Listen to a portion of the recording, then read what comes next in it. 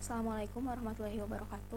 Perkenalkan, saya Pungki Nurjayanti, NPM 18113227 dari kelas TIRM 18B. Di sini saya akan menjelaskan sedikit tentang usaha mandiri yang merupakan tugas akhir dari analisis perancangan sistem informasi dan praktek. Ini saya akan membawakan usaha mandiri dengan tema Pondok Snack 23. Icon dari Pondok Snack sendiri adalah teman setia di berbagai cuaca. Pondok Snack di sini sebelumnya saya akan menjelaskan sedikit tentang apa itu Pondok Snack sendiri ya. Untuk yang memesan juga bisa ada Instagramnya, juga ada nomor WhatsAppnya. Nah, di sini akan perlihatkan beberapa produk di Pondok Snack sendiri. Pertama ini ada Doglewo. Doglewo itu makanan atau misalkan snack gitu ya. Khasnya itu dari Garut. Jadi saya akan membawakan beberapa makanan tradisional diangkat lagi gitu oleh produk Pondok Snack. Yang kedua, basreng atau bakso goreng. Yang ketiga, ada kulumbu, kulit lumpia bumbu. Jadi ini hanya beberapa aja dari banyak produk yang akan dijual oleh Pondok Snack. Nah, usaha mandiri Pondok Snack 23 ini, saya akan membawakan latar belakang dari Pondok Snack sendiri, analisis SWOT, dan juga flow map atau alur datanya. Latar belakang Pondok Snack 23. Peluang. Usaha di bidang makanan adalah sebuah usaha bisnis yang memiliki peluang menjanjikan. Usaha ini memiliki peluang yang paling besar dibanding bisnis lainnya, baik secara offline maupun online. Karena kan usaha makanan tuh kebutuhan ya, mau pokok ataupun ringan juga kan banyak yang membutuhin gitu, banyak yang cari. Nah, faktor pendukung. Makanan adalah sesuatu yang akan dicari banyak orang dan sangat memungkinkan pembeli akan kembali membeli lagi ketika mereka puas dengan produk makanan yang dijual oleh Pondok Snack. Pondok Snack memiliki berbagai macam makanan, banyak dicari, dan juga harga produk relatif murah. Karena kita sangat meminimumkan harga. Lalu, visi dan misi dari Pondok Snack 23. Yang pertama, mengembangkan produk makanan ringan dengan representasi modern untuk menarik minat pembeli. Dan yang kedua, mengangkat lebih banyak produk makanan tradisional. Jadi makanan tradisional akan dibawakan secara lebih modern gitu, dengan berbagai macam varian yang tersedia nanti. Nah, di sini analisis SWOT. Yang pertama, strength atau kekuatan. Satu, harga. Karena tadi kan harga dibanderol dari relatif murah gitu ya. Jadi dari harga yang mungkin 3.000 bakalan ada 3.000, 5.000 ataupun yang lainnya gitu. Dua, kualitas. Kualitasnya terbaik karena dari bahan yang selalu fresh gitu, dari bahan baku yang baru dibeli, baru diproduksi. Yang ketiga, grosir dan ecer. Jadi produk dari Pondok Snack itu bisa dibeli secara grosir dan juga secara ecer. Untuk harga yang lebih murah lagi, kalau mau didapat ya belinya secara grosir gitu, dalam jumlah besar. Yang keempat, produksi. Produksinya tuh tidak menggunakan bahan-bahan yang kayak misalkan pengawet atau campuran lain-lain gitu ya. Makanya produknya tuh tidak bisa bertahan lama sampai berbulan-bulan karena kita ya tidak menggunakan bahan pengawet juga gitu. Terus diproduksinya juga secara sendiri, jadi mengurangi biaya produksi.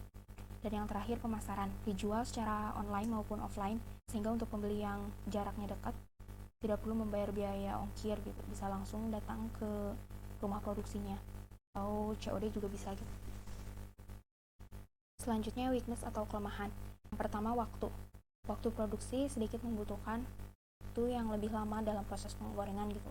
Soalnya kan dalam penggorengan tuh harus lebih hati-hati ya. Jadi kalau misalkan pengen cepat atau apinya dibesarin gitu, itu akan berpengaruh juga sama produknya gitu.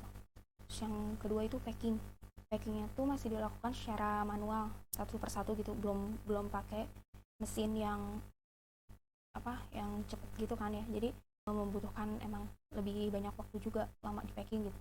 Dan yang terakhir tuh bahan-bahan yang diolah tidak bisa menggunakan bahan instan. Salah satu contohnya ya Doglewo kan itu menggunakan tepung singkong kan. Nah, tepungnya tuh susah kan. Kalau misalkan ada pun kayak tepung singkong yang kemasan-kemasan kayak gitu, hasilnya tuh bakalan berbeda. Jadi rasanya tuh akan sedikit berubah lah dari rasa aslinya. Selanjutnya, opportunities atau peluang. Yang pertama, produk. Nah, produk tuh belum banyak yang tahu kan. Dari daerah-daerah belum semua orang tahu.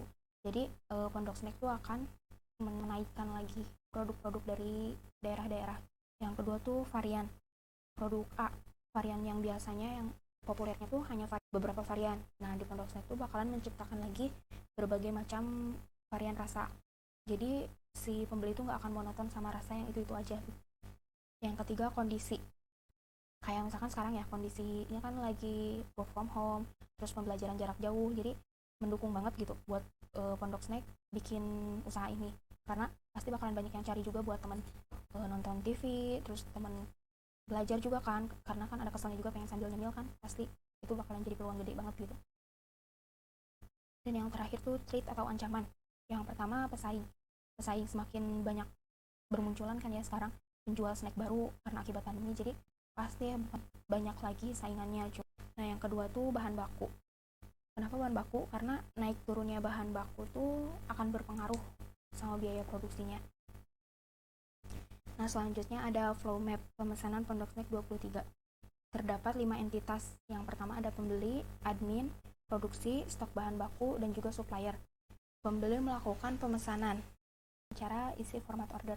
Kemudian format order yang telah diisi ini tuh diberikan kepada admin. Format yang telah diisi ini sama admin tuh diinput lagi kan secara komputerisasi gitu. Jika formatnya belum sesuai, bakalan kembali lagi ke order di sini. Kayak proses sebelumnya ya, balik lagi. Nah, kalau misalkan input pemesanan di sini sudah sesuai, bisa lanjut ke proses selanjutnya, yaitu snack diproduksi. Snack diproduksi secara manual karena kan digoreng. Lanjut ke proses produksi. Kenapa di sini proses produksinya dokumen? Karena kan dicatat dulu gitu ya sama pihak produksinya. Nah, pihak produksi itu di sini membuat lot permintaan snack. Kenapa dibuat lot lagi? Karena untuk memastikan stok bahan baku di sini tuh ada. Kalau misalkan stok bahan bakunya tersedia, bisa dilanjut. Nah, di sini kalau misalkan tidak tersedia stok bahan baku di sini, harus melakukan purchase order ke supplier. Supplier lalu setelah menerima purchase order dari stok bahan baku, menyiapkan ordernya, langsung masuk lagi ke dokumen stok order yang diminta tuh, diarsipkan juga gitu sama supplier. Nah di sini balik lagi, kalau misalkan stok bahan bakunya tersedia, lanjut ke proses produksi. Snack bisa digoreng, bisa diproduksi gitu. Nah snack bisa diproduksi gitu ya, digoreng. Setelah snack diproduksi, digoreng, pesanan snack kan telah selesai dibuat. Nah lanjut ke proses packing. Di packing ini kenapa oleh pihak admin? Karena pihak admin kan buat nge-make sure lagi ya, itu pesanannya tuh sesuai apa enggak gitu. Jadi sama pihak admin dicek lagi gitu, di packing sekalian. Nah lalu kan selesai snack nih, snack selesai dikirim ke pembeli, pembeli menerima snack selesai. Nah jadi kayak gitu, ini proses alur datanya tuh secara online gitu maupun offline juga bisa. Nah sekian pemaparan usaha mandiri Pondok Snack yang saya jelaskan, kurang lebihnya mohon dimaafkan. Wabillahi taufiq wal hidayah. Wassalamualaikum warahmatullahi wabarakatuh.